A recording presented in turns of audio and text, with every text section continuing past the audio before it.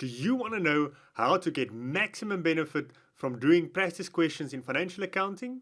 Stick around to find out. Hi, I'm Francois from Tabaldi. Now, when we do questions, and I'm going to talk about financial accounting specifically, some type of questions you can expect are preparing financial statements, a statement of financial position, statement of profit or loss and other comprehensive income, or statement of cash flows, or it might be consolidated statements, or a certain portion of the financial statements or consolidated financial statements, or it might be disclosure notes. You might also be asked to prepare journal entries. So all of these are very specific formats that you need to know. Now, one big mistake that a lot of students make is they try to do the question, they get stuck somewhere, and they take the solution and they just want to get to refresh their memory. The problem with this is the stuff is going to look familiar. You know the statement of comprehensive income, you know the statement of cash flow. So when you see the format after getting stuck, it will make sense very quickly. You will very quickly say, yes, I know this, I remember this, and it feels like you're making progress, but you are fooling yourself, because why did you look at the solution in the first place? It's because you got stuck. So my approach is to do the question properly without the solution. Put the solution away, even if you feel a little bit uncomfortable. Even if you feel like you need more theory, do the question without the solution. Even if you know you're going to get 20% for this question, do the best that you can do. Because you're already telling yourself you don't know enough to earn the marks if you get stuck like this, but just continue. And then once you're done, when you take the solution, now compare, mark yourself. So say you get 20% or 25%, that's fine. You're going to level up each time you do another question. But now, how do we proceed? How do we fix the problems? What I like to do is I take the solution, so that's what we're working towards to get 100%. And I would mark 3 different things. The first thing I'll mark is stuff that I didn't get, stuff that I left out completely. So I left out a line item, I left out a journal, I left out a heading. So it's something I left out. I mark that first, because that's something that I'll have to go and revise and make sure that I get it next time when this is asked. So that's a very easy way to make progress next time, so to get your extra 5 or 10%. The next thing I mark is something that I put down, but I got it wrong. So for instance, I put down the correct journal, but I mixed up the debits and credits, or I put the wrong line item name in there. I had the right journal in mind, but the wrong line item, or I put the wrong statement in brackets. So it should have been statement of financial position, but I put profit or loss in there, or equity.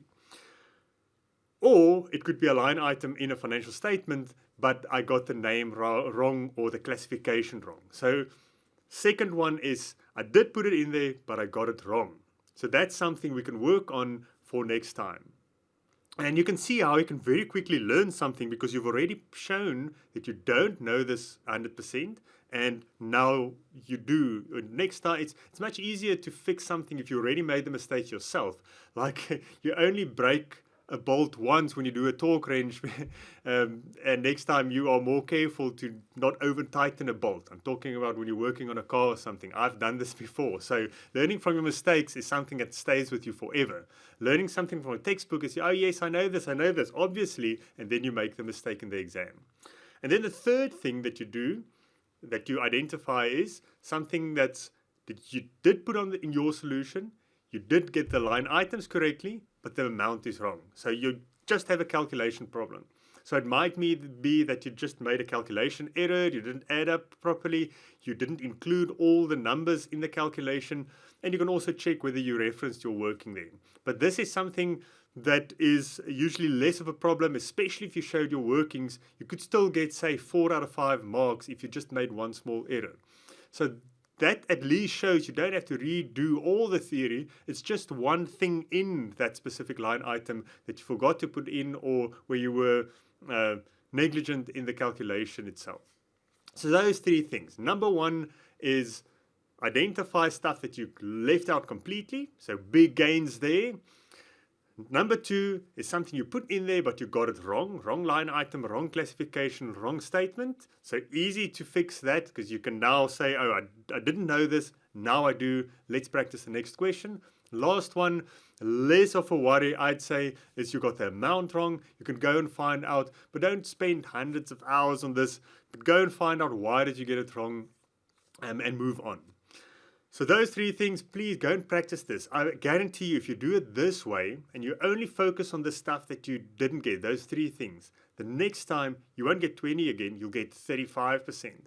And you do the same because now your list is shorter. It might be some of the same items or some new ones or some tricks that were in there, but you'll have a shorter list. You do it again, you get your 45%, and you end up with an even shorter list. And you carry on like this. After 5 or 6 questions, you'll start to pass the questions. And I guarantee you, this approach will save you lots of time. It'll feel uncomfortable, but it'll save you lots of time, lots of effort, and it'll be much more reliable than looking through a bunch of solutions and say, yes, I know. It looks the same as each previous question. And by the end, you do your first question in the exam and you don't know where to start. And you get your 20%.